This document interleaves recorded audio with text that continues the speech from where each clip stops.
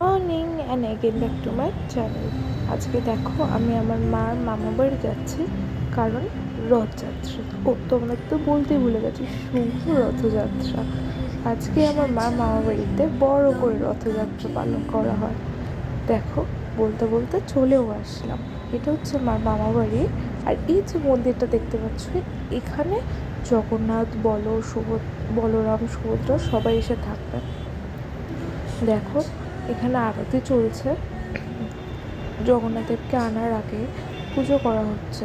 প্যান্ডেলটা দেখো কত সুন্দর করে সাজানো আছে।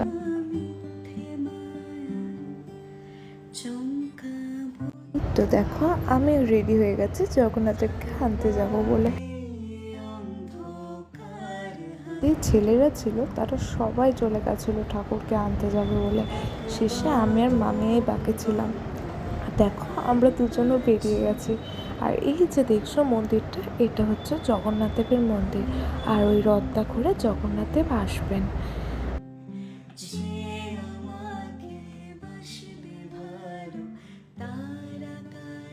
এই তো দেখো, মন্দিরে ঢুকে ভগবানের দর্শন পেয়ে গেছি।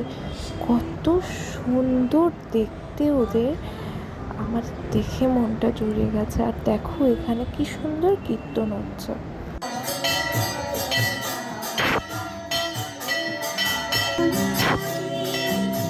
এখন মন্দির থেকে ঠাকুরগুলোকে এক এক করে বার করা হয় আর রথে তোলা হয়।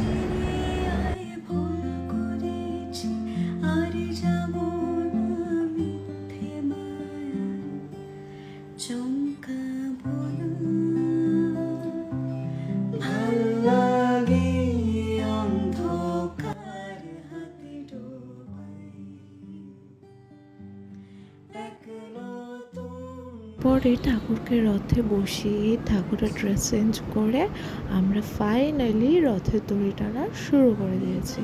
দেখো কত ভিড়, এই ভিড়ের মধ্যে আমরা দাঁড়িয়ে আছি।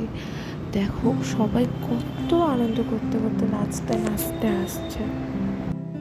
জগন্নাথ দেবের মাসির বাড়িতে চলে এসেছি জগন্নাথ দেবকে বরণ করবো বলে, কিন্তু এতটাই ভিড় ছিল যে তখন ভিডিওই করতে পারিনি। আর দেখো সবাই কত ভিড় করে দাঁড়িয়ে আছে জগন্নাথ দেবকে দেখবে বলে। সেরকম আমি আর জোজো ওয়েট করে আছে জগন্নাথ দেবকে দেখবো বলে। এরপরে দেখো এক এক করে ঠাকুরগুলোকে নিয়ে মন্দিরে বসাচ্ছে। আমি এখানে খুব কষ্টে ভিডিও করেছি, কারণ এখানে খুব ভিড় ছিল আর খুব ঠেলাঠেলি হচ্ছিল। তিনজনকে দেখো কতটাই না সুন্দর লাগছে, খুব মিষ্টি লাগছে এতে। এই তো ভগবানকে তার মাসির বাড়িতে রেখে আমরা বাড়ি যাওয়ার উদ্দেশ্যে যেতে থাকি। বাড়িও চলে এসেছি। তো আজকের ব্লগটা এইটুকুনি, দেখা হবে নেক্সট ব্লগে। Tata, by.